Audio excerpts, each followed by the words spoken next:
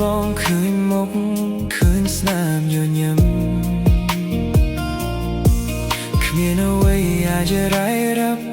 ថាស្នេហាបងមានសង្ឃឹមបងគ្រាន់តែដឹងថាបងស្រឡាញ់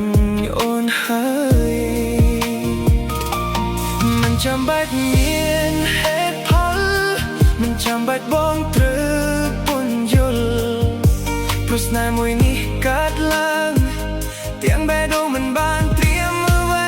សោះបងស្រឡាញ់អូនដោយគ្មានហេតុផលមិនមែនព្រោះអូនល្អឥតខ្ចោះ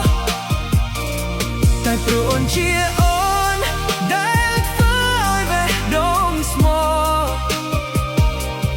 ទោះថ្ងៃស្អែកមានអ្វីកើតឡើងបងនឹងមិនគិតពីវិញទាំងអស់ព្រោះស្នេហ៍ស្មោះប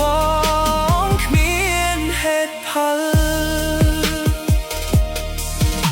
ថ្ងៃខ្លះមេឃស្រឡះថ្ងៃខ្លះមេឃស្រអាប់តែចិត្តបងនៅតែជប់មានអូនជារំពឹងតួឧបសគ្គនំណាពួកយើងត្រូវរឹងពឹងព្រោះជាតិនឹងយើងត្រូវ